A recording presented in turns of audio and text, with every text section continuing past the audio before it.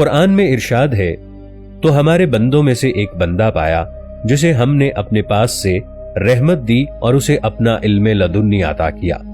حجت الاسلام امام غزالی فرماتے ہیں، علم لدنی وہ ہے جس کے حصول میں نفس اور حق تعالی کے درمیان کوئی واسطہ نہ ہو۔ صوفیاء کرام کی اصطلاح میں ایسے ہی علم کو علم لدنی کہا جاتا ہے جس میں اسباب ظاہری کا دخل اور واسطہ نہ ہو اور عالم غیب سے براہ راست علم اس کے قلب میں داخل ہو۔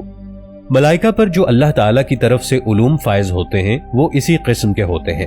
تصوف کا سب سے پراسرار اور مشکل ترین حصہ علم لدنی ہے۔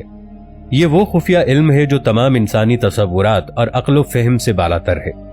اگر اس علم کی وضاحت کی جائے تو یہ علم دو طرح کا ہوتا ہے۔ ایک وہ عام علم ہے جو اسکول، مدرسوں، کالجوں، یونیورسٹیوں میں حاصل کیا جاتا ہے، اور ایک وہ علم ہے جو اللہ تعالیٰ کی طرف سے براہ راست کسی انسان کے دل میں وارد ہوتا ہے، اور اللہ کی طرف سے نازل ہوئے اس علم کو خفیہ علم یا علم لدنی کہا جاتا ہے۔ ہمارے نبی حضرت محمد صلی اللہ علیہ وآلہ وسلم نے فرمایا کہ یہ ایک ایسا علم ہے جو بالکل خفیہ اور پوشیدہ ہے، اور آپ صلی اللہ علیہ وآلہ وسلم کا یہ ارشاد بھی ہے کہ میں علم ہوں اور علی اس کا دروازہ ہے، اور شہر میں داخل ہونے کے لیے دروازے تک رسائی ضروری ہے، اس لیے جسے بھی علم کی خیرات نصیب ہوتی ہے وہ حضرت علی رضی اللہ عنہ کے توسل سے ہی ہوتی ہے۔ حضرت علی رضی اللہ تعالی عنہ نے بذات خود یہ ارشاد فرمایا کہ میں زمین کے راستوں سے زیادہ آسمان کے راستوں کے بارے میں جانتا ہوں۔ اس علم کو وہی انسان سمجھ سکتا ہے جو قربت الہی میں مبتلا ہو۔ اگر کوئی انسان اس علم کے حصول کے لیے ساری دنیا کی کتابیں چھان لے، اسے یہ علم حاصل نہیں ہو سکتا۔ حضرت ابو ہریرہ رضی اللہ تعالی عنہ کو ایک ظاہری اور ایک باطنی دو علوم عطا کیے گئے تھے، اور یہی باطنی علم اللہ کے اولیاء کے پاس بھی ہوتا ہے، اور اس عمل کے حصول کا دار و مدار خالص اللہ کی رضا پر ممکن ہے۔ وہ جب جسے جتنا چاہتا ہے عطا کرتا ہے، بے شک وہ ہر چیز پر قادر ہے۔ قرآن مجید میں بھی علم لدنی کا ایک قصہ ملتا ہے جو کہ حضرت موسیٰ علیہ السلام اور حضرت خضر علیہ السلام کی گفتگو ہے۔ فرمان الہی ہے، پھر انہوں نے اپنے بندوں میں سے ایک بندہ پایا جسے ہم نے اپنی طرف سے رحمت عطا کی اور اسے اپنا الہامی علم عطا کیا۔ علم لدنی معرفت الہی کا ذریعہ ہے، اور اللہ کی رضا کے حصول کے لیے ہی انسانوں کو اس دنیا میں بھیجا گیا ہے۔ اگر آپ نے معرفت حاصل کر لی تو آپ کا دنیا میں آنے کا مقصد مکمل ہو گیا۔ اگر آپ نے معرفت الہی کے لیے کوشش نہیں کی تو اس سے کوئی فرق نہیں پڑتا کہ آپ اس دنیا میں موجود ہیں یا نہیں ہیں۔ جس انسان کو یہ خفیہ علم حاصل ہوتا ہے وہ اللہ تعالیٰ کی حکمت کے ذریعے اپنے خالق حقیقی تک پہنچ جاتا ہے۔ وہ اللہ تعالیٰ کی عطا کردہ نشانیوں کی بدولت اللہ کو پہچان لیتا ہے۔ جب وہ اللہ کو پہچان لیتا ہے پھر اس کی عبادت میں ہی مشغول رہتا ہے۔ یہ علم برگزیدہ اولیاء کرام کو اللہ تعالیٰ کی طرف سے عطا کیا گیا تھا۔ ان اولیاء کرام کی زندگی کا ایک ہی نصب العین تھا کہ جب امت راستے سے بھٹک جائے، جب شیطان ان کو گمراہ کر دے تو انہیں پیار اور محبت سے اللہ تعالیٰ کی راہ کی طرف لانا ہے۔ علم لدنی کے 4 ذرائع ہیں۔ پہلا ذریعہ وحی ہے، اور یہ وحی اللہ تعالیٰ کے برگزیدہ انبیاء کرام کے لیے مخصوص ہے۔ اس کا دوسرا ذریعہ الہام ہے۔ یہ اللہ تعالیٰ کی طرف سے پیغمبروں کو آنے والے خواب کی ایک قسم ہے۔ اللہ تعالیٰ کے خاص بندوں پر الہام کے ذریعے پیغام بھیجے جاتے ہیں جو انسانوں کے فائدے کے لیے ہوتے ہیں۔ تیسرا درجہ فراست ہے۔ یہ ایک ایسا درجہ ہے جو اللہ تعالیٰ کے اولیاء، متقی اور پرہیزگار لوگوں کو عطا کیا جاتا ہے۔ اللہ سے رابطے کا جو آخری ذریعہ ہے اسے کشف کہا جاتا ہے۔ ان میں کشف زمین و آسمان کا خفیہ اور پوشیدہ علم ہے۔ اس علم کو قرآن مجید کی بہت سی آیات میں پوشیدہ رکھا گیا ہے۔ علم کشف کو صرف وہی لوگ جان سکتے ہیں جو روحانیت کے اعلیٰ منصب پر فائز ہوتے ہیں۔ علم لدنی ایک ایسا علم ہے جو دل کو منور کرتا ہے۔ اس علم کے حصول کے بعد انسان ان چیزوں کو بھی سمجھنا اور ان پر غور کرنا شروع کر دیتا ہے جن کے بارے میں صرف اس نے کبھی سنا ہوتا ہے۔ کہا جاتا ہے کہ یہ علم ان لوگوں کو چھو کر بھی نہیں گزر سکتا جن لوگوں میں بدعت اور غرور جیسی برائیاں موجود ہوں۔ اس لیے اس علم کے حصول کے لیے ان چیزوں سے دور رہنا ضروری ہے۔